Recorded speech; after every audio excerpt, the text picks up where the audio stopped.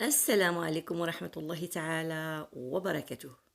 بمناسبة عيد الفطر غادي ندير واحد الحليوة هائلة في متناول الجميع، وبهذه المناسبة كنحيي الجميع وكنقدم أحر تهاني لجميع المشاهدين والمشاهدات، واللي كيتمنى شي حاجة الله يعطيها ليه إن شاء الله، والله يعطينا الصحة والسلامة والخير يا ربي العالمين. هاد الحلوة عروسة تبارك الله. جايبين لها حاجة من الحاجة، حاجة من الحاجات، وكل حاجة فيها عدة نكهات. المهم هاد الحلوة ديال الطابع سهلة مهلة، كنلقاوها في جميع أنحاء العالم، يعني فين ما مشينا كنلقاو هاد الحلوة ديال الطابع. هاد الحلوة ديال الطابع كتكون باختصار كيكون فيها البيض والزيت والسكر والطحين والخميرة وفانيلا، نقدروا نزيدو عليها شويه ديال النافع البلدي، علاش لا. هاد الحلوه ديال الطبع اللي غنديرها اليوم فيها البيض، فيها كيف شفتوا زلافه ديال البيض، ونفس الزلافه عبرت بها الزيت، كنحيد منه واحد شويه، يعني كنقولوا اللارب، زلافه اللارب ديال السكر وزلافه اللارب ديال الزيت. هنا درت السكر البني والابيض يعني مخلط، ومن الافضل يكون رقيق هاد السكر، وإلا بغيتو ديرو كلاصي علاش لا. المهم فيها الخميره هنا الحلوه كدير الطابع كتبغي شويه نقويو فيها الخميره، علاش؟ باش كتنفخ لينا.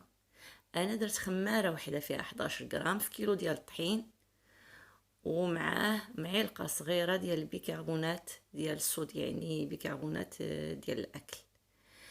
اللي بغاها تنفخ مزيان يعني بصراحة ياخد الصفر، يعزل الابيض على الصفر ويطلع البلوناج، وعاد يخلط داك الابيض يطلعو وعاد يخلط به الحلوة. واللي بغا يختصر ويدير بحال هاد الشكل، يعني يخلط مزيان السكر والبيض، ومن بعد يزيد عليه الخميرة والطحين. هنايا درت كيلو ديال الطحين ومعاه زلافة ديال الجنجلان والفول السوداني اللي مطحون. يمكن لكم تستغناو على داك الجنجلان وداك الفول السوداني وديروا غير الطحين، عندكم الاختيار. المهم هاد الحلوه راه ساهله وكتبغي شويه ديال الصبر، يعني غير باش نديرو دوك اشكال مختلفه بالطابع، اولا كناخذوا واحد الكاس وكنديروا هلالات، ولا كنديروا دويورات وكيجيو هائلين وممتازين كي كتشوفوا.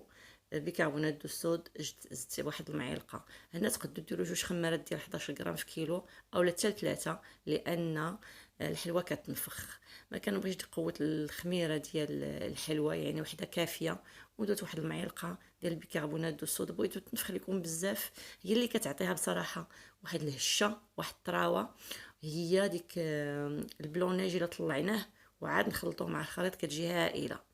وهذا الشكل هذا متعوده نديرو هكذا وكتخرج يا سلام. كنبغيها ما تكونش هشه بحال كرواسون، كنبغيها تكون بحال البسكوي فيها يعني كروكونت، يعني واحد البسكوي يكون مقرمل. داكشي علاش كندير لها الطريقه. Salut mes amis, vous allez bien? Ben j'espère bien. Aujourd'hui, je suis en train de confectionner des biscuits simples d'un porte-pièce, bien sûr. J'ai besoin de farine, d'huile et bien sûr de sucre. J'avais mis ici un sucre brun et un sucre blanc, un mélange de sucre. Comme vous avez constaté au début, j'avais utilisé des bols, un bol d'œuf, puis équivalent un bol d'huile et un bol de sucre, et bien sûr un bol moins un quart d'huile et de sucre, c'est-à-dire un bol qui est complet d'œuf, et puis j'ai retiré le un quart de cette quantité de sucre et d'huile, c'est-à-dire un bol moins un quart d'huile et un bol moins un quart de sucre et un bol d'œuf. J'ai mélangé le mélange, bien sûr, c'est-à-dire les œufs, et puis le sucre. Après, j'ai rajouté l'huile et après, j'ai rajouté la farine au fur et à mesure. Là, comme je viens de dire, si vous voulez des biscuits un petit peu gonflés et moelleux à l'intérieur. Vous pouvez travailler le blanc à neige, c'est-à-dire séparer les jaunes du blanc et vous faites la suite. Sinon, moi, je préfère ces biscuits un petit peu croquants, un petit peu biscuits, un petit peu, comme vous allez voir avec moi la suite. C'est-à-dire, c'est des biscuits un petit peu secs et en même temps croquants. Donc, je mélange les œufs.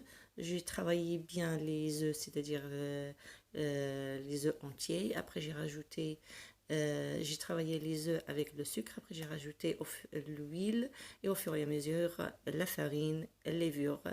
Là, j'ai 1 kilo de farine. Il faut 3 paquets de levure pour que ce soit gonflé. Et quand on aplatit la pâte, il doit être un petit peu épaisse. Et c'est fantastique, ces biscuits, franchement. Et après, on joue avec la forme à l'aide d'un porte-pièce ou à l'aide d'un verre et ainsi de suite.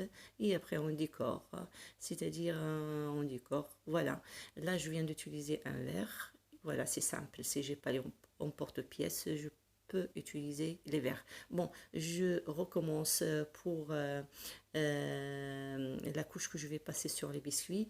Et il faut un jaune d'œuf et plus un petit peu de blanc d'œuf. C'est-à-dire s'il s'agit d'un œuf un petit œuf, il faut le mettre entier. Puis j'ai rajouté l'astuce. L'astuce, c'est quoi qui donne la brillance à ces biscuits? C'est une cuillère à soupe d'huile avec l'œuf. Je mélange le mélange et je passe une couche sur la surface de chaque biscuit bien sûr. هنا كنخلط بيضه. بيضه الا كانت صغيره ما تيكونش فيها داك البيض بزاف، العفو، داك البيض بزاف. وكندير السر ديال هاد المسيحه اللي كتعطي داك اللمعان هي واحد المعلقه ديال الزيت اللي كتزيد على ديك البيضه. الا كانت بيضه كبيره نقصوا شويه من البيض ديال البيض باش ما يصيرش لينا ولا شي حاجه. المهم الصفر خصو يكون غالب على البيض. الا كانت بيضه صغيره خليوها كامله وكنزيدوا معلقه كبيره ديال الزيت وكنمسح السطح كل حلوه كل بسكويه. هذا تنقولوا ليه حنا بحال مشكيطو ولا بشكيطو. المهم كيجي هائل وممتاز، ساهل ماهل. العجينه هي كتمشي لي في يدي وهكذا. بالنسبه لهاد العجينه رزت عليها واحد الزلافه ديال الجنجلان. كتعجبني داك البسكوي اللي كتكون فيه القرمشه ديال الجنجلان وواحد النكهه ديال الفول السوداني، يعني ديال الكاوكاو اللي تيكونوا مصهدين شي شويه ومطحونين بحال اللي شفتوا في اول ديال الفيديو، وكنخلطوا مع هذا الخليط. وهنا ما بقى لي الا نودعكم ونقول لكم بالصحه والراحه وعيد مبارك سعيد على الجميع والى اللقاء. à bientôt, au revoir et bon fête fin du Ramadan. À plus. Ah, n'oubliez pas d'enfourner les biscuits dans un four préchauffé, et bien sûr à 180 degrés de 25 à 30 minutes, juste pour que les biscuits soient dorés. Et c'est magnifique. والسلام عليكم مرة أخرى إن شاء الله وإلى اللقاء يا أصدقاء.